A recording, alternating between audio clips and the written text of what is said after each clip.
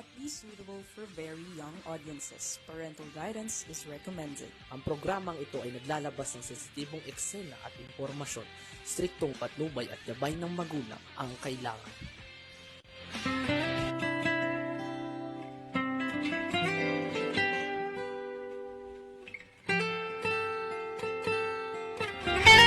Okay, isang magandang hapon po. At tanghalian sa ating lahat. Magandang tanghali po. At syempre ito naman po tayo sa ating kalinga sa OFW. And of course, nandito ngayon ang aking idol, Miss Corazon Alma de Leon. Ma'am Cora, magandang araw. Magandang ngayon. Yes, magandang araw. Gusto ko lang i-remind na absent ako last Tuesday dahil nasa Jensen ako para dun sa Farm Tourism International Conference sa Jensen. At gusto ko sanang mag-eri doon, kaso busy na doon sa conference noong Tuesday. Pero ako naman, di naman ako nag-a-absent basta nandito ako. Ikaw nga ang nag-a-absent eh. Alam ko naman kaya mo eh. Sabi ni kaya niya yan. Huwag mo na sabihan siya. O, diba? Kayang-kaya. Ma'am Cora, pakibalitaan mo kami kung ano yung nangyari doon sa Jensen. Well, unang-una sa Jensen, ang ginawa ito sa mall nila. KC Mall ba? KCC Mall. City Mall. At mga 500 ang guests. Ang mahalaga, naging main speaker na nagpunta doon si Cristina Frasco. Ito yung ang kanilang invitation. Ang theme nila, Farm Tourism Conference, no? Ayan yan. Ay, naku, baliktad. Hindi po, tama. Farm Tourism Conference 2025. Nakalagay, Farm Tourism Conference 2025. Ang theme is stimulating sustainable and economic growth in rural communities through farm tourism. Jensen, the land of plenty. Tama naman, the land of plenty. Dahil doon sa konferensya na yun, yung mga nagtitinda, mga souvenir, mga pagkain, doon nilagay sa conference kasi mall yun. Maraming tao. At nasabi ko kanina, ang naging guest ay si Department of Tourism Secretary Cristina Frasco. Kaanak yun ni Gwen. Garcia. Gwen Garcia. Mayor ng Cebu. ng Cebu City. Kaya maganda ang aming conversation doon at palbasa si Mina Gabor talagang kilalang na doon. Ako hindi ako masyadong kilala doon. Akala to lang ako, ayuda lang ako. Pero nag-enjoy kami ni Dina dahil nasa hotel kami. Dalawang araw lang, Monday and Tuesday. Kasi umuwi na kami ng Wednesday. Doon nagpakasawa sa tuna si Ma'am Dina. Hindi naman. Nag-uwi kami. May nagbigay. May nag-uwi kami. Gumastos kami. Pero naniniwala ako na talagang magandang makita. At sana ang nakamali ako, dapat nakita ko yung mga OFWs doon na nandoon para na-interview habang nandoon ako. Pero wala na akong kapasidad, although meron kaming, dala namin yung computer ni Dina. Sayang, no, Ma'am Miss Marge. May nanonood sa atin from Taiwan, si Miss Marge. Miss Marge, kamusta? Ayan, si Ma'am Cora na po tayo. Mula kanina nanonood na to from Taiwan. So, Ma'am Cora. Nakarating ako sa Taiwan. Nakapunta ako sa Taiwan. Mainit, Ma'am Cora daw, sa Taiwan. Ay, mainit. Dito nga, kaya hindi pinapasok ang mga bata. Dahil mainit ng Lunes. Pero balikan natin ang tourism industry. Ma'am Cora, napakaganda ng usapan doon. Ano ba yung promotion na ginagawa nila? Bakit nagkaroon ng conference dyan tungkol dito sa tourism? Well, unang-una, para ang pinakamagaling na negosyo sa Pilipinas, tourism. Alam nyo, nakita mo nangyari sa Siargao. Wala naman nakakaalam ng Siargao. Pero nung naging magandang lugar para sa tourism, marami na mga napupuntahan. Mas marami pang foreigners kaysa local. Tapos, nagkaroon sila ng mga tours, no? dito nakalagay ang mga tours na mga tuna factory. Meron silang, medyo hindi ko mabasa kasi maliit ang sa farm tour, ano?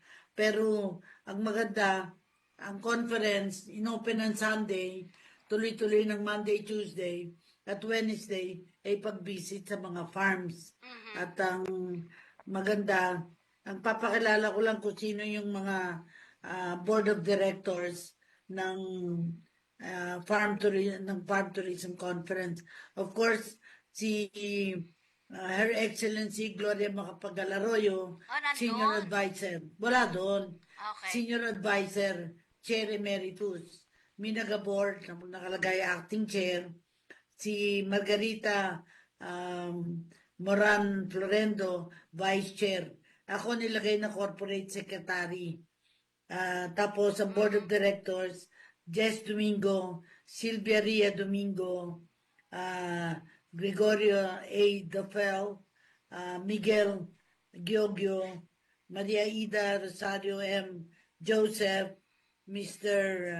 Hites Meta, at Miss Sonia Rocco. Pero si Miss Sonia Rocco hindi nakarating dahil may mga bisita siya galing abroad. Yun naman sa conference itself, ang papakilala ko lang, ang officials ng General Santos, city officials, ang congressman ay Loreto B. Acharon, Lone District of General Santos, si Lorelai Pacquiao ay city mayor. Magaling siya magsalita. Sino city mayor nila doon sa ano? Si Roselita Nunez ay city vice mayor. At ang mga opisyalis na nandoon ay hindi ko nasasabihin dahil medyo marami, pero naniniwala ako na proud sila na maraming nakarating sa kanilang lugar sa Jensan. Unang-una, ang malagang malaman, nagkaroon ng farewell dinner. February 26, wala na ako.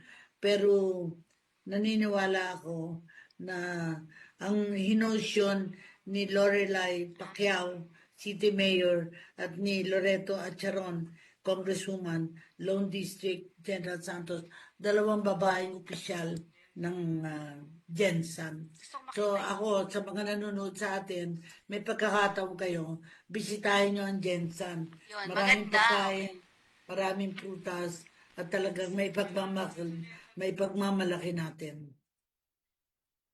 So, Ma'am Cora, ang tanong lang natin ngayon, bakit parang biglang bumongga itong turismo na naman natin?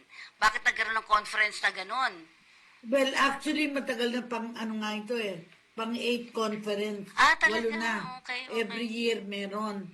Pero siyempre, iba-ibang lugar ang pinupuntahan. Previously, Bohol, nakarating kami sa Bohol, kasama si Sonia Rocco. Pero, next year, which is 2026, ang mangyayari sa Baguio. Okay. Pero ang sabi nung mayor ng Baguio, kung pwedeng huwag isabay sa Pinambenga, kasi baka kulang ang lugar. Dahil marami na nagpupunta para sa Pinambenga. So, tama naman. Kailangan separate para may lugar na pupuntahan ng mga turista. Pero ang suggestion ko sana sa Baguio, sa conference, ang special invitation sa mga OFW. Para makita nila ang kagandahan ng Baguio, kundi pa sila nakakarating sa Baguio. Pero natatandaan ko, Ma'am Cora, noon ay natin ang tourism, di ba? Na pupunta tayo sa iba't ibang lugar. Meron pa noon na may sinasabi sila noon na parang isang train na ganyan, may bahay doon. Ganun pa rin ba ang kwento ng turismo na sa bansa natin? Katulad ng ginawa natin noon? It has to be the number one industry. Kasi sa tourism, mga tanim natin mabibili. Yung mga hotel natin titirahan. Yung mga bahay yung mga beaches natin mapupuntahan. Lahat naman kahit papano may facilities. Kahit sa Baguio ay walang swimming pool. Ang mga hotels may private pool. So, magandang pagkakataon to na makita ang Pilipinas ng foreigners. Kasi yan ang pagkakakitaan.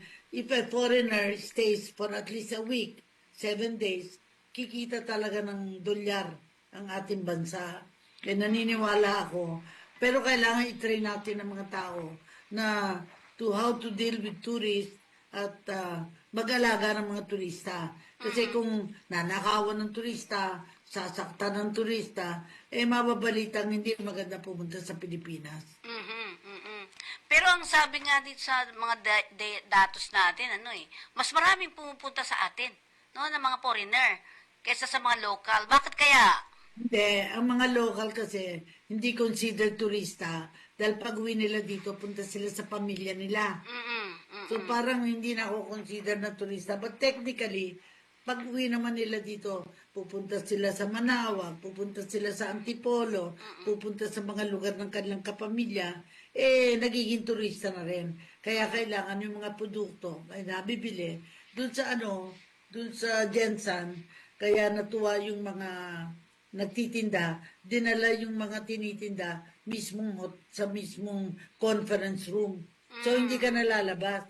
Doon ka nabibili ng sari-saring produkto na gumagawa na sila ng tuna chicharon. Ay, talaga? Chicharon. Oo. Parang nakatingin ako noon. Yung balat nun, di ba, Ma'am Cora? Ang Balat. chicharon, Matigas ang balat, pero crispy. Mm-mm. So, ewan ko kung magkano ang bili, parang 120 pesos yata. Gaano kalaki yun? Kasi dapat mura din tayo, Malaking no? supot, oo. Ay, Pero yung pwede malaking na yun. supot, siguro mga 60 pesos, 80 pesos. At kung magbili yan ng mga tao, Dami talaga. hindi naman, parang maraming mga tigli 5, tigli 10. At dahil kung mga 500 ang delegates, asahan mong may bibili kahit papano. Yun. Pero maganda doon kasi ang mga tumulong na mga estudyante ay napakagaling. At saka ang ganda din ng serbisyo. Nung first day, nung dumating ako, ay may tanghalian. Okay. Ikalawang araw, ang talinghalian namin ay private dahil sponsored ng tourism with Secretary Frasco. At namigay siya ng regalo galing sa kanya at saka yung isang parang bilog na maganda na of course pili lang ang binigyan niya. Katanggap ako. Ginamit ko na sa aking dining na lalagyanan ng dekorasyon. Okay. Kaya So, Ma'am Go Cora, ahead. nanonood sa atin si Miss Kuan Mercy sa Taiwan din to, Ma'am Cora. Ayan. Yon. Ang maganda lang gano'n ba karami daw at gano'n nakagaling ang tayo sa pag-introduce ng ating turismo sa ibang bansa? well, sa akin, ang very common na turismo sa atin ay mga Japanese, mga Koreans, mga Chinese, siyempre. And of course, Americans. Yung mga Europeans, ang pinupuntahan sa atin, yung mga beaches. Okay. Katulad at saka yung sila, snorkeling, yung sea-based na mga activities. Kaya naintindihan ko kung bakit kailangan malinis yung ating mga beaches. At saka yung may mga bulubundukin. Alam mo, gustong-gusto nila ang Palawan kasi diyan merong mga bird's nest. Nakikita mo mataas ang mga bundok. Plus at the same time, ang mga Pilipino, pag turista sa kanilang lugar, marunong na silang mag-alaga ng turista. Unang-una, sinasabi din ng tourism na huwag na nakawan, huwag magsasamantala. Nung araw, may mga turista tayo na hindi maganda, mga tinatawag kong pedophiles. Ay, oo. Nauso yun sa mga falls natin sa Laguna. I remember, naging active ako na labanan yung mga pedophiles. Kaya nung magpunta ako sa Bangkok, nagkaroon ako ng konferensya doon. Ang sabi nila, ang galing daw ng Pilipinas, kaya yung mga pedophiles nasa Bangkok na. Yun ang kwento nila.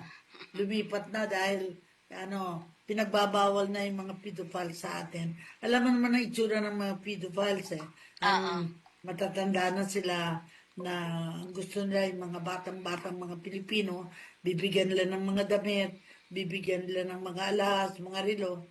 Kaya sabi ng mga mothers, okay lang naman eh. Hindi naman na nasasaktan yung mga bata. Pero maliit pa lang mali na ang naituturo.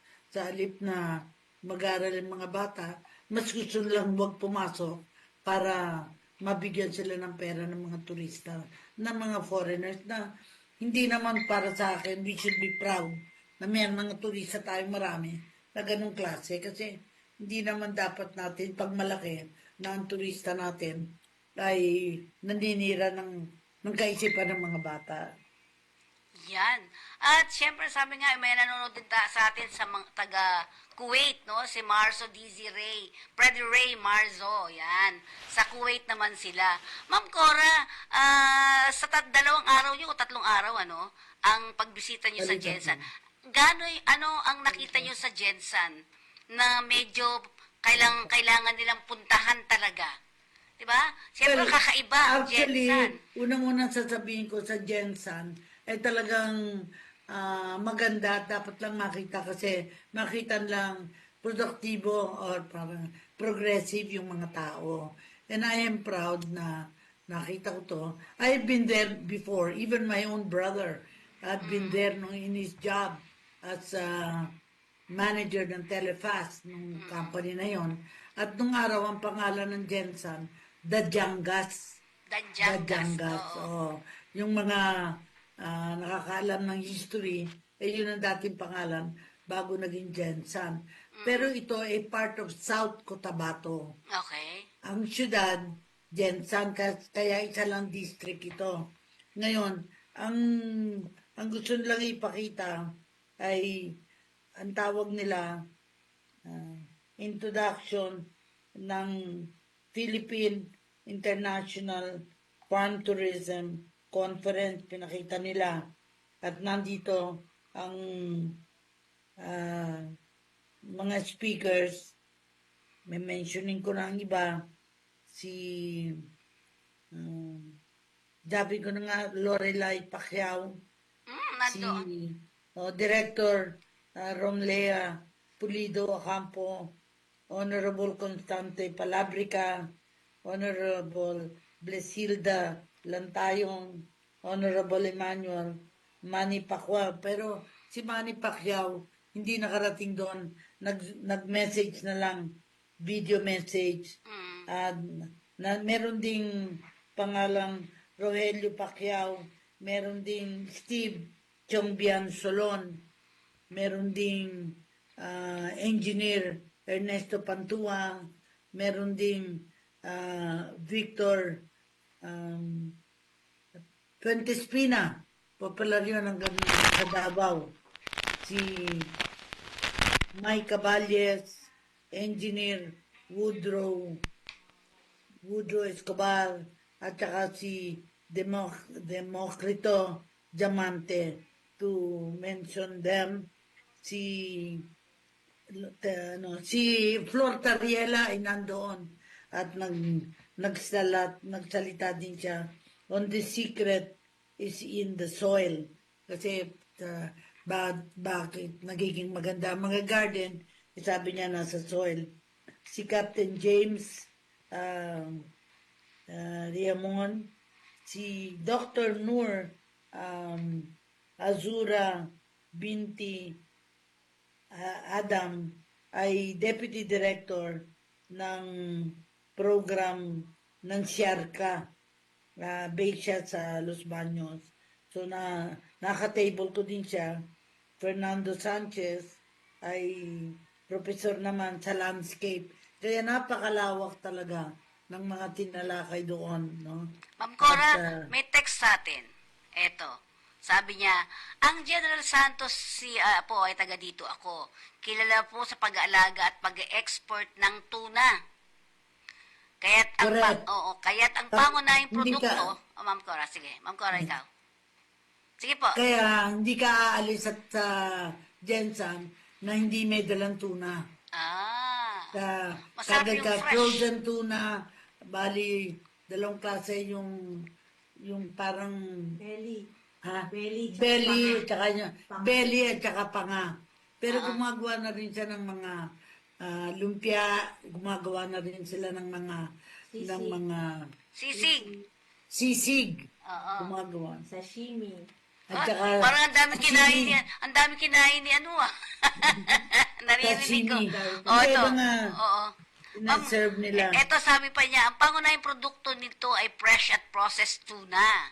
Dahil Yes. dito tinawag ang Jensan ng Tuna Capital of the Philippines. Yan Correct. daw. Tataka ka nga. Kasi pati itlog ng tuna. Meron sila. Ay, mabibili mo ang tuna. Pero sa akin, kung ako magluluto ng tuna na gano'n na itlog, para hindi malansa, bababad mo sa sukat bawang, tapos di-deep fry mo. Para crispy. Para tuloy akong natatakaw eh. Natatakaw tuloy ako. O, ito pa Hindi. sabi. Para malaman ng mga nanonood na may mga magagandang lugar sa atin na dapat nilang makita. Yun, tama. Kaya nga sabi ko, pag sa susunod na event sa Baguio, dapat yung mga turist, yung mga Pilipinong hindi pa nakakapunta sa Baguio, ay makapunta sa Baguio. So, Talagang, ma'am, may tanong. maganda weather. Okay. May tanong dito, may bayad po daw yon. Siyempre, ang conference may bayad dahil yung pagmamount no, may gastos na. At saka yung pagkain. Mm-mm. Sana nga, hindi naman pwede hindi ka kakain sa komperensya. Oh, Pag syempre. nagutom ka, hihimatayin ka Ayun. sa gutom. Ito yung mga product daw, Ma'am Cora, o sabi, ano sila, bukod sa tuna, ilan po sa mga pangunahing produkto ng Jensen ay ang seafood product tulad ng pusit, Yes. hipon, at iba pang isda. Saka mga prutas. Marami In rin fact, sila, yung- Hindi lang kami nakakakuha ng malalaking bayabas. Yun, maganda Maganda yun. din ang mga saging, mga halos lahat ng prutas makikita mo doon. Pero, siyempre, pag maraming tao, may perang pambili, Hindi ka naman makalabas-labas din. marami, Lalo, pero pag wala kang pambili, titingin-tingin ka lang. okay, agricultural product tulad ng mais, sabi Ma'am Cora, saging, nyog, at pinya. Kamote. Yun, may maraming kamote din daw. Yan, sa poultry naman daw, manok, baboy at baka. Coconut-based Yes. din daw pala sila, Ma'am Cora. Coconut-based product, copra at virgin Yes. coconut oil. Tsaka may pineapple din sila. Nakita ko may pineapple jam. Merong sari-sari talaga.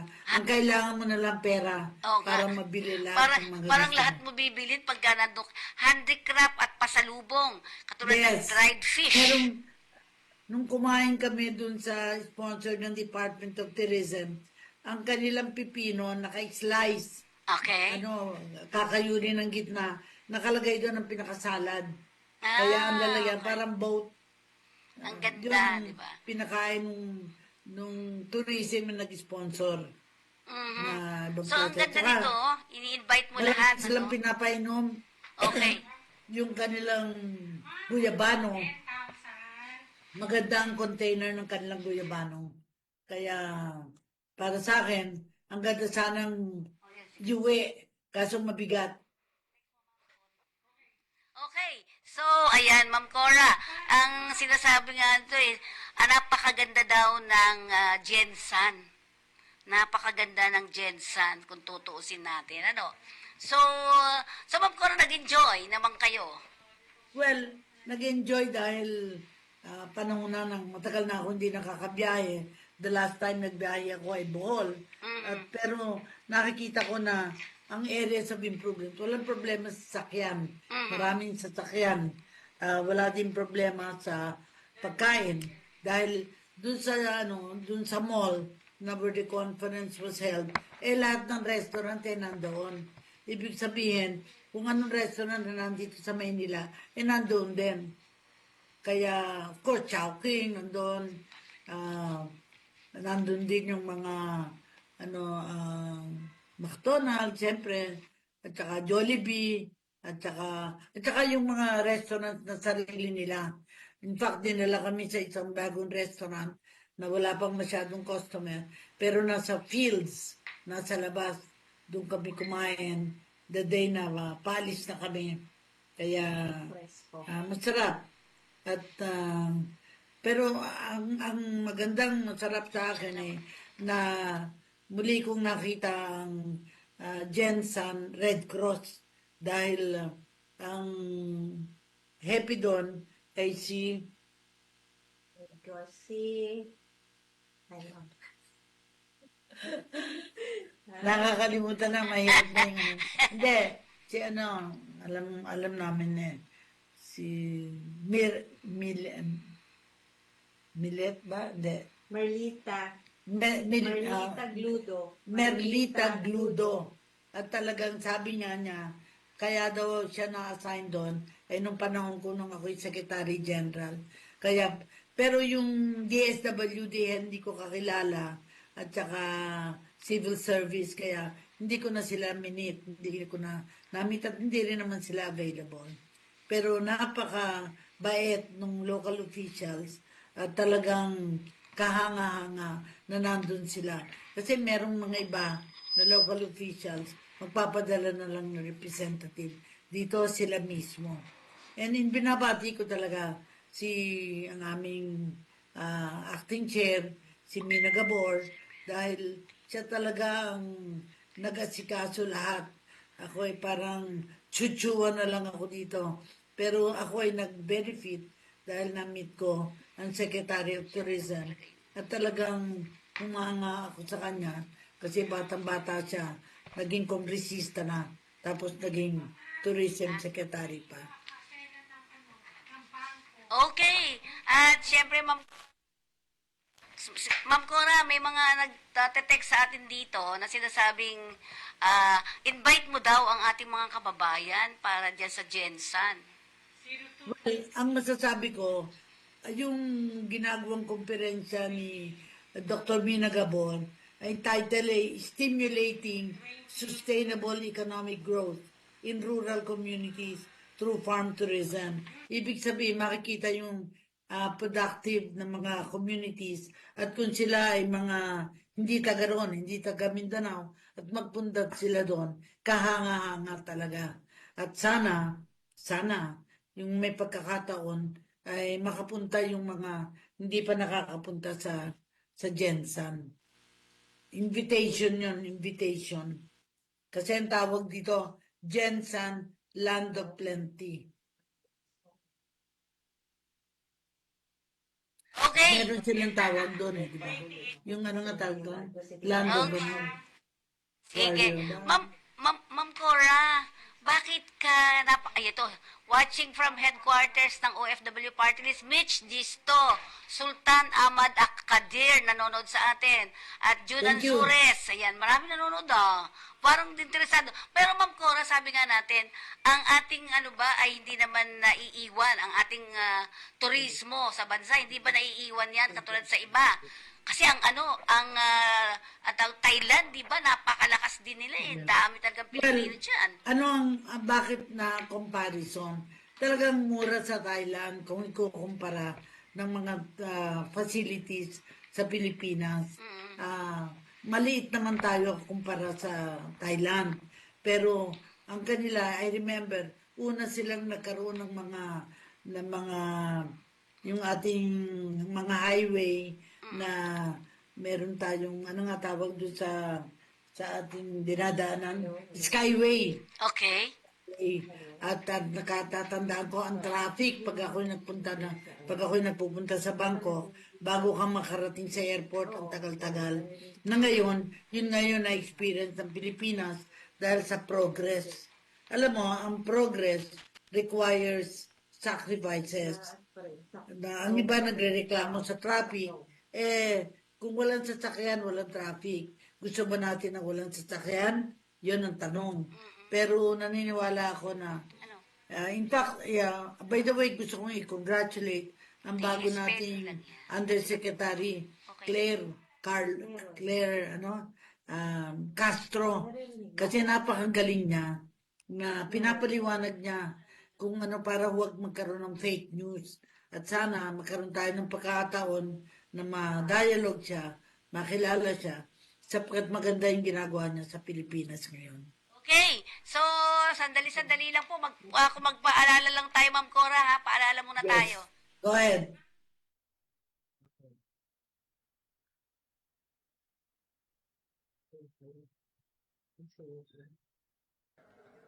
the President of the Republic of the Philippines, His Excellency Ferdinand R. Marcos Jr.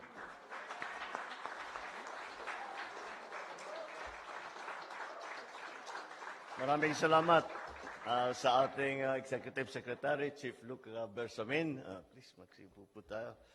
Ang ating mga author dito sa batas na ito, ang ating mga butihing legislator, Senator Amy Marcos, at saka si Senator Bong Revilla. Oo. The United Senior Citizens Party List, Representative Milagros Aquino Magsaysay. Senior Citizens Party List Representative Rodolfo Ordanes. The National Commission of Senior Citizens Officer in Charge and Commissioner, Dr. Mary Jean Loreche, and other NCSC officials. And of course, the most important people here today are, of course, those who have received, are now become the beneficiaries. But they are not important because they are beneficiaries of this program. They are important because they are our guiding lights. They are our mentors. They are our supporters. They are the ones who brought us into and to understand how to deal with the world and how to deal with life. And for that, we will all be eternally grateful, our beneficiaries of the Centenarians Act of those two. My fellow workers in government, ladies and gentlemen, magandang umaga po sa inyo lahat at mainit na pagtanggap dito sa Malacanang. Isang napakahalaga at espesyal ang pagtitipon ng araw na ito para sa ating mga senior citizen. Nakalagay sa speech ating mga kapwa senior citizen, hindi ko na binasa, na ikanulugod ko, makasama ko kayo ngayon. Marami po sa inyo ang naipanganak na o di naman kaya ay nasaksihan ang mga ilang mahalagang yugto ng kasaysayan ng ating bansa. Kasama natin ngayon araw si Nanay Generosa, Nanay Brigida at Nanay Hiwaga na tumutuntong po sa edad na 100 taon. Pinanganak sila noong panahon na tayo ay nasa ilalim pa ng Amerikano. Hinarap nila ang mga hamon ng kawalan ng kalayaan, kinabukasan o seguridad. May tuturin din natin sila mga survivor ng ikalawang digmaang pandaigdig. Dahil hindi lamang nila ito pinagdaanan, matagumpay po sila na nalagpasan. Marami rin po sa inyo ang ipinanganak at lumaki habang ang bansa natin ay unti-unting naghihilom mula sa sugat ng dulot ng digmaan. Naging saksi kayo sa tagumpay at pagsisikap ng maraming administrasyon na paunlarin ang ating bayan. Kaya, ang bawat... Yun. Ma'am Cora, regarding sa mga senior citizen yan, di ba? At talaga nakakuha na yung iba natin mga senior. Anong tingin mo dun, Ma'am Cora? I-forward ko na sa health justice.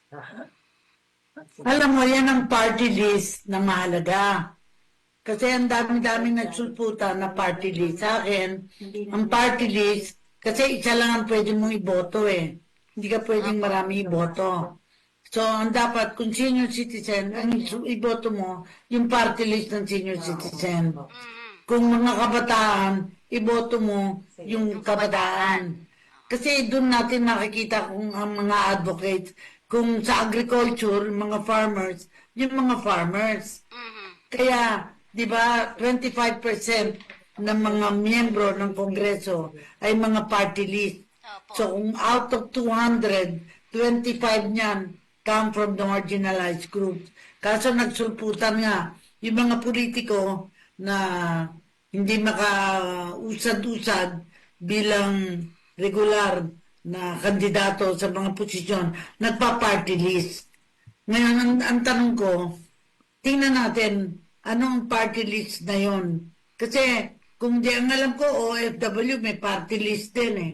Sana Opo, tingnan meron, natin at sa magitan ng ating programa, alamin natin kung alin ang lehitimong party list. Yan, Yung bang may mga kapansanan, party list, yung bang, kasi merong mga professional na sumasabak sa party list. Naunawaan ko naman bakit nila gusto kasi wala na silang pag-asa manalo sa regular na eleksyon ng mga kandidato sa kongresista, sa Senado. For instance, si Laila, Senator Laila, no, ay tumatakbo bilang tinatawag nating parang liberal, manggagawang liberal yata, ML, parang ML ang title. Yung kaibigan natin na abogado ay tumatakbo para sa organisasyon ng ng mga hindi manggagawa, I think isang NGO, yun ang kanyang tinatakbuhan. Whatever, I hope that sa magitan ng ating programa ay maunawaan na ang mga OFW ay boboto. Sana pagboto nila ay isipin nila anong mga ehensya ang kumakatawan para matulungan ang mga OFW. So that yun ang dapat na iboto nila. Ewan ko kung meron tayong migrante. Alam ko po. internationally meron migrante. Meron tayong ako OFW, Ma'am Cora, ayan. OFW party list, ayan yung mga ganyan. Meron po tayo niyan. At ang sinasabi natin dito, Ma'am Cora, kung ano yung sektor mo, dapat doon ka boboto, di ba? Yun. Kung ikaw ay nurse, na meron namang ang nurse, di ba? Kung ikaw naman ay OFW, meron namang pang OFW talaga. Yun ba yung sinasabi mo, Ma'am Cora? Yeah. Ibig sabihin, kung ano yung kinakatawan mo na bilang isang educator, kasi teachers, merong teachers na party list. I think yung mga teachers ay dapat iboto yun para maunawaan nila na papasok sila dahil maraming boto ang mga teachers nakakatawan, may kakatawan sa kanila ng mga teachers. Ayan. At siyempre, ang dami nanonood sa atin, Ma'am Cora. Mga mula sa Baguio Benguet Co-op. Hihintayin namin yung susunod na conference, Ma'am Cora. Yes, Ayan, di ba? doon ang gagawin ng conference. Alamin at gagamitin natin ang plataforma ng kakampi Opo. para may palaganap pagkaalaman ng mga mahirap na pwede mag-attend ng konferensya. Yan. At watching from Bamban Infanta, Pangasinan, Venus Monta. Ayan. Ang daming Ma'am Cora. Madami ka na. Tingnan mo nga. Nung nakaraan, ikaw lang mag-isa. Kayang-kaya eh. At syempre, Pastor Michael Mariano po. Thank you po sa inyong lahat. At syempre, yung OFW Party List. Ako, OFW Party List. Mitch Disto, headquarters ng Ako OFW Party List. Nanonood sa atin. Cooper Kahulugan, nanonood sa atin. Ma'am Cora, ang sinasabi natin, kanina may binabanggit ka na kung ano ang sektor mo, yun ang Yes. boto mo. Bakit ganon? Dahil, kaya meron tayong party list system para yung maaaring hindi manalo sa regular na eleksyon, meron silang kinakatawan at pag malaki ang grupo nila, ay garantisado na magkakaroon sila ng poder o seat, upuan, kumbaga, sa kanilang sektor. Nakikita ko, kasi yung meron din partido yata yung mga ina, mga mothers. Oo, meron din yata. nanay ang tawag nila. Nanay party Oo. list, yun. Nanay party list. Sari-sari. Ako naman naniniwala na ang bigyan natin ng pagkakataon yung mga may tindahan ng sari-sari stores. Sana may samahan yan. Nung dati kasi si Mina Gabor may organisasyon siya na SM3. Na samahan ng mga may sari-sari store. Kaya mahalaga na suportahan natin kasi sa probinsya ang nagtatribe mga sari-sari stores. Kaya, opo. Sana matulungan sila Pero ang Department of Trade and Industry ay tumutulong na dyan. Tumutulong sa puhunan. Ang Department of Labor, tumutulong na dyan. Ang magandang development talaga, yung sa education, yung alternative learning system. Kung di makapag-aral, ay matutulungan sila magkaroon ng skill para makapaghanap buhay. Yun, ang Kasi maganda. ang mga taong walang hanap buhay, hanap patay. Kasi nakamamatay yung walang hanap buhay. Correct ka dyan. Ma'am Cora, kanina may pinakita tayo yung RTBM ni Pangulong Marcos. Dito, ang sinasabi niya ay binigyan niya na ng parangal at binigyan din ng insentibo ang mga senior citizen, 'di ba? Pag 80 pataas ka na, 10,000 ang mapupunta Sa PhilHealth, Hindi po, sister, ayun po ito, Ma'am Cora, yung 10,000. yung benefits. 10,000 pesos. Yan. Yun. Ikaw ba mag-a-avail ka na? Hindi pa. 83 ako, baka mag-aantay ako ng 85 bago makatanggap. Kasi 85, 90, 95, 100. Hindi ko alam kung makakarating tayo ng 100 kasi matigas na yung aking kasukasuhan, baka hindi na makalakad. Pero, tama ba yung mga ganon, Yes. Ma'am Cora? Maganda na may benepisyo para sa mga taong nangangailangan. Pero ang problema natin, minsan ang iba tumatanggap, hindi naman karapat-dapat. Pero yung nagbibigay ng birthday gift, okay yun. Cash gift sa Pasko, okay yun.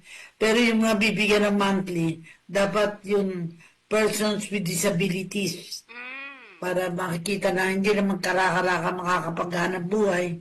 Kailangan may alala, may, kumbaga, alaga sila. Alaga ng pamahalaan. At syempre, Ma'am Cora, sinasabi nga natin, napaka-importante din daw sa atin ng turismo sa ating bansa. Ay, sakupit. May mga tumatawag sa atin. Okay, so Ma'am Cora, sa natin, gusto sana natin ma-interview din ang ng tourism, di ba? Dati kasi nakakapag-ganon tayo eh. Siguro sa mga susunod, Ma'am Cora. Ang nakikita ko, ihanda mo, kumbaga, 4 na rehiyon, Luzon, Visayas, Mindanao, and Metro Manila. Sana, yung 4 na yun, merong magsasalita dito, kaming taga Maynila. Sa Maynila, mahahati mo pa, Metro Manila, tsaka may mga Calabarzon pa yun sa Luzon. So, sa susunod na episode natin, tingnan natin sino ang kakatawan sa Mindanao. Sino ang kakatawan sa Bisaya? Sana sa eleksyon, ganun ang nangyari. Sana yung mga tao piliin kung sino yung taga Mindanao, iboto ang taga Mindanao. Kung sino yung taga Bisaya, iboto ang Bisaya, iboto ang Luzon. At lahat magkakaroon ng tinatawag na Representative, di ba? Representative kinatawan. Kasi kung puro taga Maynila, hindi naman bagay na wala tayong Bisaya, wala tayong Mindanao, wala tayong Luzon o Central Luzon. Sana yun ang maging, at sa mga paksa natin gagawin ngayon, ay yung mga sinong kandidato sa Mindanao. Sinong piliin nila kung sino doon ang pipiliin nila. Merong magaling akong narinig. Of course, si Heidi Mendoza, kilala natin yan. Kasi kasama namin yan sa Friends of PGH at naging auditor ng COA. At sabi nga niya, ang lalabanan niya ay yung pagnanakaw. Lalabanan niya ang korupsyon. Of course, wala siyang partido na regular na partido. Pero nakita ko sa pagsasalita na kung maunawaan ng mga tao, ano ibig niya sabihin na mababawasan ng korupsyon. Hindi lang sa salita, but sa gawa. Ano yung pwedeng gawin. And that is, yung gobyerno ay chinecheck kung sino nagsasamantala. Sa mga mambabata, sa mga nagtatrabaho sa gobyerno, may karapatan siya na gawin yun. Makakatulong siya talaga ma-improve ang sistema. Nakita ko rin yung Attorney Luis Espiritu yata. Maganda yung kanyang mga panukala para sa mga manggagawa, mga farmers. Kailangan talaga makinig tayo, manood. Paano ngayon ang mga artista? Yung mga artista sa akin, kung meron naman silang isinusulong na programa, bakit hindi? Kailangan lang malaman ano ang sinusulong na programa. Kasi kung hindi maliwanag kung ano yung susulong, baka mag-enjoy lang sila. Ma'am Cora, Okay. may tanong sa'yo dito. How about naman doon sa parang itong mga Tulfo Brothers, yung, di ba? Well, Lahat meron. sa akin, meron ng isang senador na Tulfo. Mm-mm. Kung may party list ng Tulfo, pwede rin. Pero kung meron na sa Kongreso, meron na sa Senado, meron pang party list, at yung mga iba't ibang lugar, meron pang mga mayor, tama na, sobra na. Yun naman ang aking piliin natin, yung talagang makabubuti sa bayan. Hindi yung sobra-sobra na puro pare-pareho apelido. Parang sa susunod, wala ka na mapipili, puro ganun na lang, Ma'am Cora. Okay, at syempre, sabi nga natin, may mga nagsasabi dito, mabuhay ka po, Ma'am Corazon Alma de Leon, at hanggang ngayon nandito ka pa rin sa serbisyo. Ma'am, ano masabi mo doon? Well, natutuwa ako sa magitan ng radyo, nagbibigay pugay tayo sa mga taong nagsisilbi sa pamahalaan at saka tumutulong para mapaunlad ang ating pamahalaan. Kaya gusto kong na-mention ko yung bagong appointed na PCO, si Undersecretary, si Attorney Claire Castro, kasi pinaliliwanag niya talaga kung ano ang posisyon ng pamahalaan para matanggal yung mga fake news. At meron siyang computer, meron siyang papel na nakalagay yung mga dapat isagot sa mga tanong. Pero nakakatawa nga kasi parang nahihirapan yatang magtanong yung sa interview. Kasi ready siyang sumagot kung wala pang nagtatanong. Hindi katulad sa Amerika, nag-aagawan sa mga press conference yung mga gustong magtanong. Yes. Kaya Totoo yan. sana ganun ang mangyari. Talagang seryoso at may kahandaan yung mga sa press conference na magtanong ng karapat-dapat at ano talaga ang pangangailangan. Yun. Ma'am Cora, bago itong PCO, di ba? Pero alam mo, Yes. sabi kanina sa balita ko, kaninang umaga, meron daw mga leakage na lumalabas galing mismo sa grupo nila. Parang ganon. Kaya iyon ang iniimbestiga ang maigi ngayon. Then, Saan nagagaling? merong namiminta sa kanya. Meron naman ganun kasi in a democracy, there are many voices. Kaya kailangan unawain natin sino nagsasabi ng bagay. Kasi for a while, di ba, meron tayong Maharlika sa TV. Yung Maharlika, hindi ko na masyado nakakita ngayon. Puro nung time ni Duterte, puro ang sinasabi yung magagandang ginagawa ni Duterte. Pero nung mupo si PBBM, inaalipusta si PBBM. Sa akin, pareho lang eh. Dapat tingnan ng anong ginagawang mabuti at i-acknowledge natin kung may ginagawang hindi mabuti, kasiguhin natin. Ang natutuwa ako kay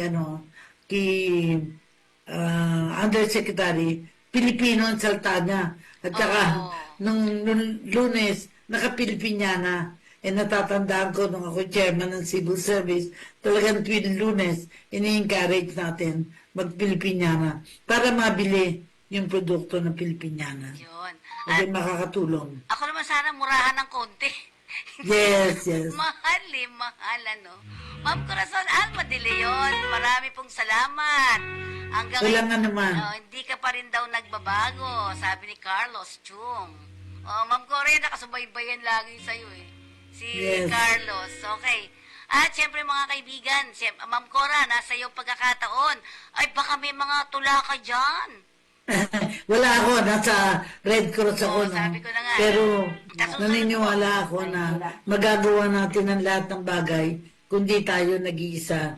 Ito pinapakita ni Dina, yung anong pwede kong basahin. Ayan, Unang-una, yung dasal. Kasi tatnang ko si Raul Rojo noon ay palaging, sabi niya, kailangan meron tayong dasal. Ang unang dasal Lord, let me be the change I want to see, to do with strength and wisdom, all that needs to be done, and become the hope that I can be. Set me free from my fears and hesitations, grant me the courage and humility, fill me with spirit to face the challenge, and start the change I long to see. Even if I'm not the light, I can be the spark in faith, service and communion. Let us start the change we want to see, the change that begins in me. Ito yung sa English kasi dasal ito. Yung isa naman, yung nasaan ang araw. Matagal ko nang inasahan ang pagsikat ng araw. Matagal ko nang inasam-asam ang paglaho ng dilim. Ngunit bakit ganito ang buhay? Bakit ganito ang damdamin? Ang puso ay nagtatanong, ang diwa ay nagtataka, nasaan ang araw? Ang araw pala ay nasa puso, ang araw pala ay nasa kaluluwa ng balana. Kung ang puso ay puno ng pagmamahal, hindi na kailangan itanong nasaan ang araw. Kung ang kaluluwa ay puno ng katotohanan, hindi na kailangan itanong pa nasaan ang araw. Sa isip, sa salita at sa gawa, nakapaloob ang araw. Kailanman ay walang kadiliman. Sa tuwa, katotohanan at pagmamahalan. Salamat sa po may kapal, may kasagutan na ang tanong kung nasaan ang araw. And finally, katatlo sa wikang Ingles, unless someone cares. And ito, ino-honor ko dito si ating kasamang Nicodemus dahil siya ang talagang nagpasimula ng kakampi at ngayon ay lumalaganap na sa buong mundo ang kakampi. Ang sinabi ko dito, I don't think our communities will ever be clean and green unless someone cares. I don't believe our government will be good, just and honest unless someone cares. I don't expect our leaders to be morally upright and politically sensitive unless someone cares. I don't know. I don't expect a better life for our poor and oppressed people unless someone cares. I don't have the faith that we face a brighter future unless someone cares. I don't feel we will ever realize our dreams and aspirations unless someone cares. I don't know if we will all live our sense of purpose to live a better life unless someone cares. That someone is us, that someone is you and me, that someone is everybody, for we all must care. Ito ay sinulat ko noong April 18, 1999. Wow. Kaya may kadagalan na. Ito na lang muna at ito ay nakahanda kong ginagamit ko sa radyo at sana may pagpatuloy natin ng pagsusulat at pag-share ng ating mga naisulat. Siguro yung mga nasa abroad, bigyan nyo ng pagkakataon na isulat nyo ang karanasan nyo para may Mabasa natin sabi natin dito. Oo nga. Okay, with that, Ma'am Corazon Almo de Leon, thank you very much, Idol. At sana sa mga susunod pang panahon, magkita-kita muli tayo dito every Tuesday. Ma'am Cora, ang ganda mo daw, sabi nito. Oh. Okay. Thank you. Matanda na ho. 83 years old na. 83. Okay, maraming pong salamat, Ma'am Cora. Thank you. Thank you very much sa lahat po ng mga nanood sa atin. Thank you very much. Yung mga taga Middle East, yung mga taga Infanta Quezon, Yes, mga yes. taga Taiwan, ayan, at syempre sa mga taga Party List. Maraming pong salamat sa inyong lahat. Thank you din. po. Thank Salamat. you.